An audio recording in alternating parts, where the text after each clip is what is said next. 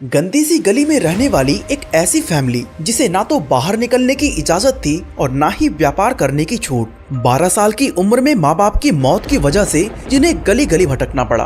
कुछ ही सालों में वही परिवार इतना अमीर हो जाता है कि वो ब्रिटेन जैसी सुपर पावर को वॉर के लिए फंडिंग करने लगता है। एक वक्त इसी फैमिली ने कई देशों को डूबने से भी बचाया हुआ है। इवन अभी की बात करें तो आज इनके पास 1800 से भी ज्यादा मेंशंस हैं और United kingdom, France and Germany जैसे देशों में इन्होंने एक बड़ा डोमिनेंस बना रखा है।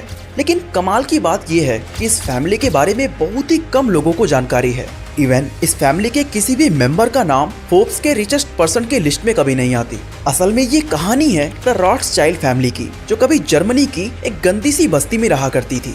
एंड आई एम श्योर आप भी इस फैमिली के बारे में पहली बार ही सुन रहे होंगे। लेकिन पिछले 200 सालों से ये अलग अलग इंडस्ट्रीज की टॉप कंपनीज को कंट्रोल कर रही हैं और आज इनकी नेट वैल्यू $20 ट्रिलियन से भी ज्यादा है। पर सवाल ये उठता है कि गरीबी से निकलकर कैसे इस परिवार ने इतनी बड़ी लेगेसी को खड़ा किया और आखिर ऐसी क्या वजह है कि ये लोग पूरी दुनिया से छिपे रहते हैं। आइए डिटेल में जानने की कोशिश करते हैं।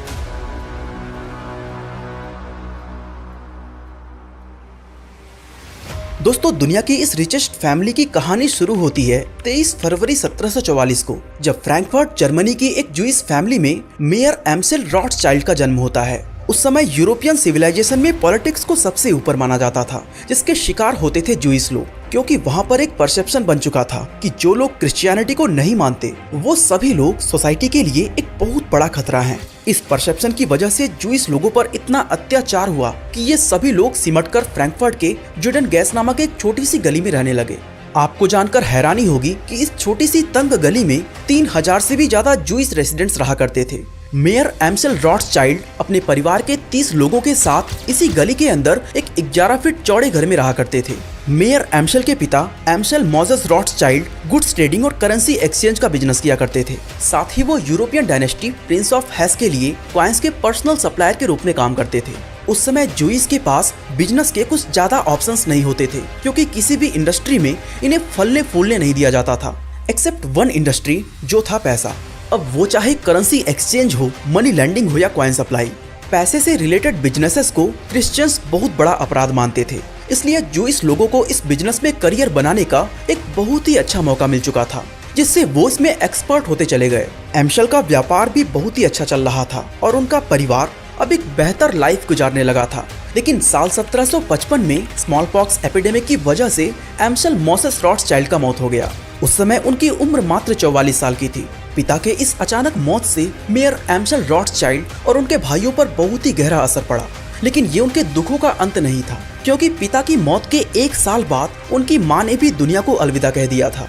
उस समय मेयर रॉथस्चाइल्ड की उम्र मात्र 12 साल की थी और वो येशिवा नाम के एक ट्रेडिशनल जूइश एजुकेशनल इंस्टीट्यूट में पढ़ा करते थे। लेकिन पेरेंट्स के मौत के बाद उन्हें पढ़ाई छोड़नी पड़ी और अब वो अपने रिश्तेदारों के पास रहने लगे थे। कुछ समय बाद इनके रिलेटिव्स ने इन्हें जर्मनी के एक दूसरे शहर हैनोवर में भेज दिया था, ताकि वहाँ एक Jewish banking house Seeman Wolff Oppenheimer में काम करके ये अपना खुद का खर्च उठा सके। एक 12 साल के बच्चे के लिए ये वक्त बहुत ही स्ट्रगलिंग था, लेकिन यही जॉब इनके लिए लाइफ चेंजिंग साबित हुई, क्योंकि यहाँ पर काम करते हुए इन्होंने फॉरेन ट्रेड एंड फाइनेंस के बारे में जानकारी हासिल की। साथ ही एंशिएंट रोम में पाए जाने वाले रेयर कॉइन्स के बारे में सीखा। रेयर कॉइन्स मतलब historical and very old coins जो लुप्त होने की कगार पर होते हैं और रेयर होने की वजह से इनकी वैल्यू बहुत ज्यादा होती है। लगभग 6 साल यहाँ पर काम करने के बाद मेयर अपने भाइयों के पास फ्रैंकफर्ट वापस लौटने का फैसला करते हैं और 1763 में एट द एज ऑफ 19 ये अपने शहर वापस लौट जाते हैं। यहाँ आकर इन्होंने रेयर कॉइन में ही डील करना शुरू कर दिया था, जिसमें उनको काफी ज्यादा प्रॉफिट होने लगा और वो धीरे धीरे अपने इलाके के अमीर लोगों में गिने जाने लगे थे। कुछ ही समय में ये यूरोप की सबसे बड़ी रॉयल फैमिली के साथ काम करने लगे और ये क्राउन प्रिंस विल्हेम ऑफ हेस के भरोसेमंद लोगों में से एक बन चुके थे। इन दोनों के बीच एक अच्छा व्यापारिक संबंध बन चुका था, जिससे मेयर उनकी सारी वेल्थ और फाइनेंसेस को भी मैनेज करने लगे। इसी दौरान मेयर ने एक छोटी सी स्ट्रेटजी से अपनी वेल्थ को कई गुना बढ़ा लिया था और वो स्ट्रेटजी थी गोल्ड खरीदना। दोस्तों, होता कुछ यूँ था कि जब भी प्रिंस विल्हेम सोना खरीदने के बारे में विचार करते थे तो मेयर ऑलरेडी खूब सारा सोना खरीद कर बैठ जाते थे। बाद में जब मार्केट में ये खबर पहुंचती थी कि प्रिंस बड़े अमाउंट में गोल्ड खरीदने वाले हैं, तो अचानक से उसका प्राइस बहुत ज्यादा बढ़ जाता था। और उसी वक्त मेयर अपने सोने को बेचकर खूब सारा प्रॉफिट कमा लेते थे। मेयर रॉथस्चाइल्ड का ये बिजनेस बहुत ही तेजी से बढ़ा और उनके पास अब काफी पैसे भी जमा हो चुके थे, जिसके बाद किसी ने उन्हें आइडिया दिया कि आप इन पैसों को ब्याज पर क्यों नहीं देते, इसके बदले में आप अच्छा खासा प्रॉफिट कमा सकते हैं। ये आइडिया मेयर रॉथस्चाइल्ड को काफी ज्यादा पसंद आया, जिसके बाद उन्होंने लोगों को उधार देना भी शुरू कर दिया था। लेकिन उनसे उधार लेने वाले ये कोई छोटे मोटे आदमी नहीं थे, बल्कि ये राजा महाराजा और गवर्नमेंट ऑफिशियल्स थे। इस तरह से शुरुआत हुई एक नए बैंकिंग सिस्टम की और धीरे धीरे ये रॉथस्चाइल्ड का मेन बिजनेस बन चुका था। साल 1770 में मेयर ने गडल स्नैपर नाम की एक महिला से शादी कर ली, जो एक मनी एक्सचेंजर की बेटी थी। कुछ सालों के अंदर उनके 10 बच्चे हो जाते हैं, जिनमें 5 बेटे और 5 बेटियां थीं।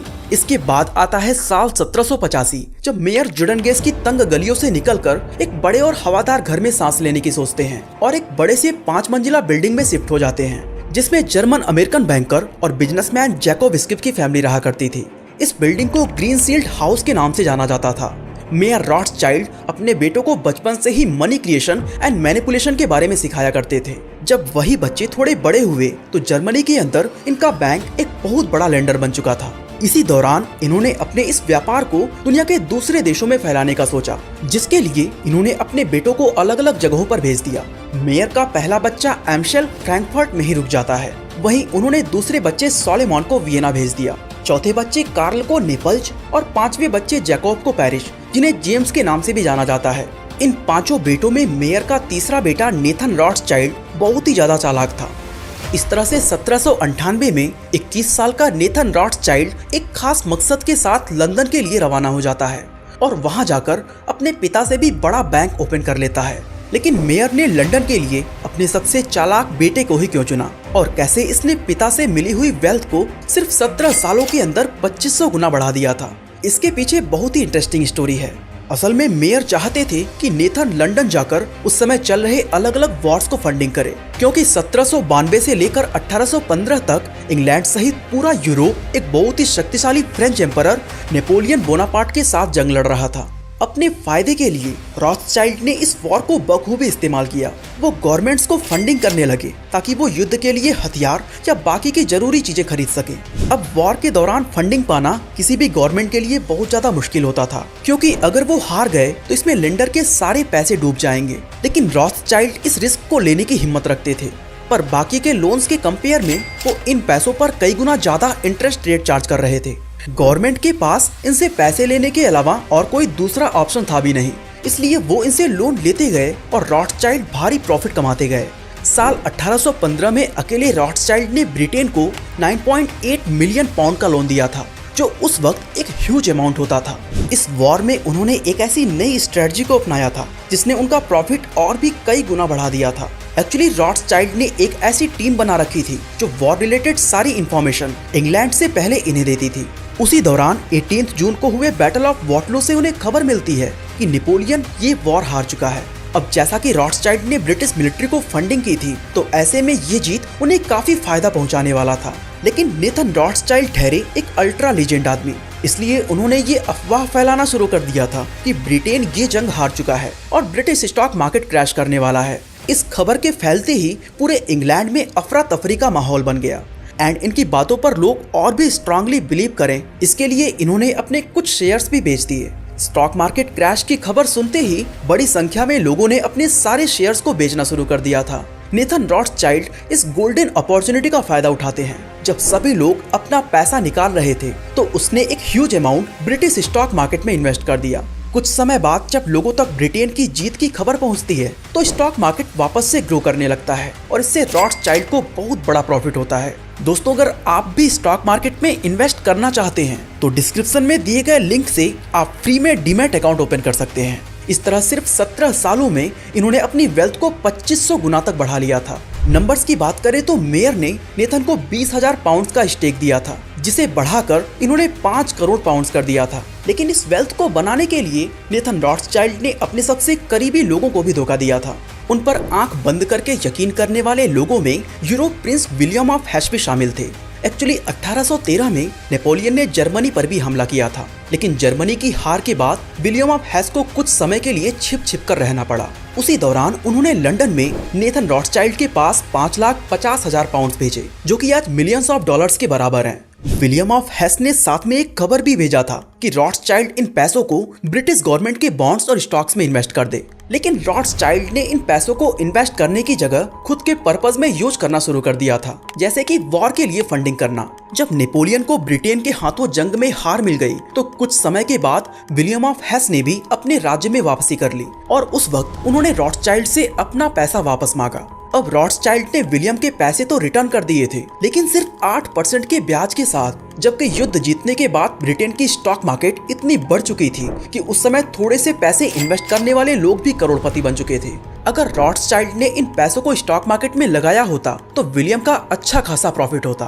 खैर 19वीं सेंचुरी तक रॉथस्चाइल्ड ने अपने बैंकिंग सिस्टम को पूरे यूरोप में फैला लिया था। उसी दौरान उन्होंने नोटिस किया कि पूरे यूरोप में एक इंडस्ट्रियल रिवॉल्यूशन आ चुका है। अब इनके पास पैसे तो पहले से ही थे, तो इन्होंने सोचा कि क्यों ना हम हर तरह के सेक्टर्स में अपने कारोबार को बढ़ाते जाएं।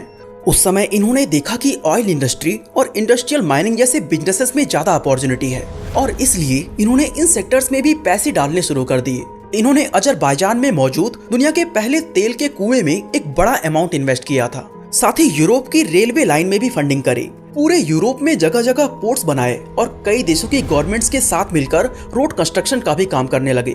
यूरोप के बाकी देशों की तरह ब्रिटेन पर भी रॉथस्चाइल्ड का बहुत बड़ा इन्फ्लुएंस था, जिसकी मदद से ब्रिटिश गवर्नमेंट ने कई सारे बेहतरीन प्रोजेक्ट्स को अपने हाथों में ले लिया था। जैसे कि 1859 में इजिप्ट के अंदर सुएज कनाल का कंस्ट्रक्शन स्टार्ट हुआ था। तब ब्रिटेन को पता था कि ये रूट व्यापार की डेफिनेशन को बहुत ही आसान कर देगा, क्योंकि ये रूट एशिया, यूरोप और अफ्रीका तीनों कॉन्टिनेंट को आपस में जोड़ने वाला था। इसलिए ब्रिटेन चाहता था कि इस रूट में उसकी भी हिस्सेदारी हो, लेकिन इजिप्ट के सुल्तान सईद पाशा की ब्रिटेन से बिल्कुल भी नहीं बनती थी। इसलिए सुएज कनाल को हासिल करना ब्रिटेन के लिए एक सपना सा रह गया। 1869 में फाइनली सुएज कनाल का कंस्ट्रक्शन पूरा हुआ, लेकिन इसके 6 साल बाद इजिप्ट फाइनेंशियल क्राइसिस से जूझने लगा और इसने इस कनाल में अपने शेयर्स को बेचने का मन बना लिया था। अब ब्रिटेन तो पहले से ही इस पर नजर गड़ा के बैठा हुआ था, लेकिन उसके पास इतने पैसे ही नहीं थे कि वो इजिप्ट के इन शेयर्स को खरीद सके। अब इससे पहले कि कोई और देश इस कनाल में अपनी शेयर्स को खरीदे, रॉथस्चाइल्ड ने तेजी दिखाकर बिना किसी डॉक्यूमेंटेशन के 5 मिलियन पाउंड का लोन दे दिया था। दोस्तों 1893 में जब यूएस के अंदर गोल्ड क्राइसिस चल रहा था, तब वहाँ की गवर्नमेंट ने जेपी मॉर्गन से कांटेक्ट करके कहा कि वो जल्द से जल्द गोल्ड का इंतजाम करे। अब ये कोई 10-20 किलो सोना तो था नहीं, गवर्नमेंट ने 1 लाख किलो सोने की मांग की थी, जो कि इस क्राइसिस वाली कंडीशन में नामुमकिन था। काफी सोच विचार के बाद उन्हें समझ आया कि दुनिया में सिर्फ एक ही फैमिली है जो इस डिमांड को पूरा कर सकती है, जो थी रॉथस्चाइल्ड फैमिली। रॉथस्चाइल्ड के पास मानो कोई सुपर पावर मौजूद हो, क्योंकि ये पहले से ही फ्यूचर डिमांड और मार्केट को प्रेडिक्ट कर लेते थे। रॉथस्चाइल्ड पहले ही गोल्ड और सिल्वर माइनिंग के बिजनेस में घुस चुके थे, इसलिए इतने सारे गोल्ड का इंतजाम करना उनके लिए कोई बड़ी बात नहीं थी। ऐसे में कुछ ही समय के अंदर इन्होंने जेपी मॉर्गन को वो सोना सौंप दिया। जिस तरह से आज कोई भी देश जब किसी फाइनेंशियल क्राइसिस से गुजरता है तो वो IMF से लोन मांगता है, वहीं पहले के टाइम रॉथस्चाइल्ड उन्हें लोन दिया करता था। कमाल की बात यह है कि कई बार उन देशों में फाइनेंशियल क्राइसिस की वजह भी रॉथस्चाइल्ड फैमिली ही हुआ करती थी, क्योंकि ऐसा माना जाता है कि जब भी कोई स्टॉक मार्केट क्रैश होती थी तो उसके पीछे इन्हीं का हाथ होता था और पूरे देश को क्राइसिस में ढकेल कर ये खुद प्रॉफिट कमा जाते थे। अपने इसी तरह के बिजनेसेस, कनेक्शंस और स्ट्रेटजीज की वजह से ये पिछले 200 सालों से यूरोप को कंट्रोल कर रहे हैं। आज इनके परिवार में 100 से भी ज्यादा मेंबर्स हैं। लेकिन हैरानी की बात यह है कि जिस तरह से इलोन मस्क, मुकेश अंबानी या वॉरेन बफेट जैसे बिलियनर्स हमेशा सुर्खियों में बने रहते हैं, उस तरह इनमें से कोई भी नजर नहीं आता। यहाँ तक कि अगर कुछ लोगों से पूछा जाए कि क्या आप रॉथस्चाइल्ड को जानते हो, तो उनमें से शायद ही कोई ऐसा होगा जिसका जवाब हाँ होगा। अब ऐसा भी नहीं है कि ये फैमिली अभी अभी लोगों के लिए एक सीक्रेट बनी है, बल्कि शुरुआत से ही ये लोग अपनी पर्सनल लाइफ को छुपाते आए हैं और इसकी सबसे बड़ी वजह थी ब्लड मैरिजेस। असल में जब मेयर एम्शेल रॉथस्चाइल्ड की डेथ होने वाली थी तो उस समय वो अपनी आने वाले जनरेशंस के लिए एक स्ट्रिक्ट इंस्ट्रक्शन छोड़ गए थे कि उन्हें अपने बिजनेस को कैसे संभालना है। इसमें एक तो था कि इस कारोबार में कभी भी घर की महिलाओं की हिस्सेदारी नहीं होगी। फैमिली का हेड हमेशा एक मेल होगा, साथ ही उनका फॉर्चून फैमिली के अंदर ही होगा। इसके लिए उन्होंने एक नया रूल बनाया कि उनके बच्चों की शादियां फर्स्ट या सेकंड कजन से ही होंगी, ताकि घर के अंदर बाहरी लोगों का इन्वॉल्वमेंट ना हो सके। मेयर के इस फैसले के बाद 1824 से लेकर 1877 तक उनकी फैमिली में कुल 36 शादियां हुई थी और उनकी इच्छा के अनुसार इनमें से 30 शादियां फैमिली के अंदर ही हुई। तो सवाल ये उठता है कि अब इनके परिवार में कौन कौन से लोग बचे हैं। तो देखो, रॉथस्चाइल्ड फैमिली इतनी पुरानी है कि अब इनके परिवार में 100 से भी ज्यादा लोग आ चुके हैं, जिनके बारे में एक एक करके बताना पॉसिबल नहीं है। लेकिन अगर एक बेसिक ओवरव्यू लें तो कुछ समय पहले तक इंग्लैंड वाली फैमिली के हेड थे जैकोब रॉथस्चाइल्ड, जिनके 26 फरवरी 2024 को डेथ हो गई, जिसके बाद जैकोब के बेटे नेथानियल रॉथस्चाइल्ड फैमिली हेड बनते हैं, जो इस वक्त स्विट्जरलैंड में रहते हैं और ये electronic components and integrated manufacturing company Volex PLC के सीईओ हैं।